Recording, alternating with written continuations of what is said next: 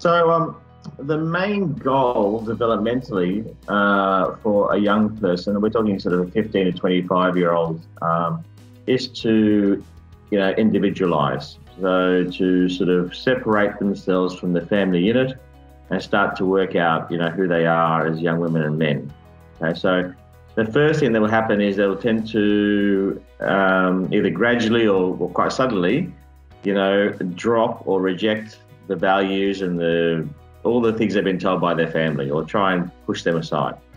So before social media, I guess mostly people would turn to their peers, to their friends and to people they hang out with, and they would sort of see what their values and what they were doing, and they'd be influenced pretty heavily by their friends.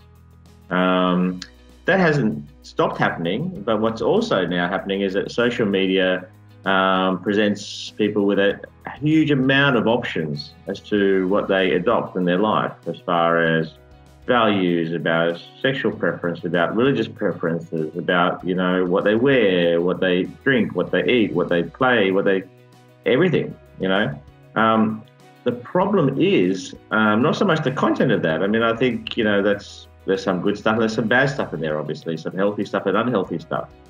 I think the bigger picture is, though, that there's too much choice. So to give you a very simple analogy, if I gave you 3 drinks, 3 soft drinks, or 3 beers, or 3 glasses of wine, and I said, Marco, which one's your favorite? It would be a pretty easy choice probably to pick your favorite out of 3 glasses of something.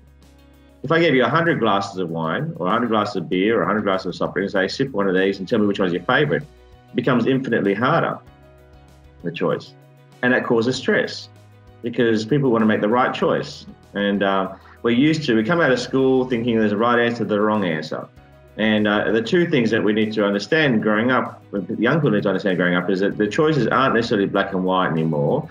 There's a choice that will take you down one path, a choice to take you down another path. There's not a right or wrong choice, it's just a choice. But when you get a young person who's starting off life, giving them too much choice, and social media does this, it becomes very, very stressful to know how to move forward, and confusing for people. The second aspect of social media, which is a bit different to, say, going to your friends, is when you see your friends or outside of school, they're having good days, having bad days, they're a bit raw, they're a bit hungover, they're a bit sort of rusty, whatever. They don't always look perfect, right? In social media, very few images are put up of people looking not very perfect.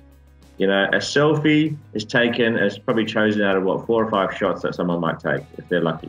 Some people will take 10 shots before they pick one they pick. So, where the choices we're given to look at are overly unrealistic and perfectionistic and staged. And so this, again, particularly for, people who are pretty young, who don't see that, who aren't sophisticated enough to understand that, is setting a pretty unrealistic expectation of not only what choice they have to make, but then what sort of bar they've got to reach to be adequate. Okay.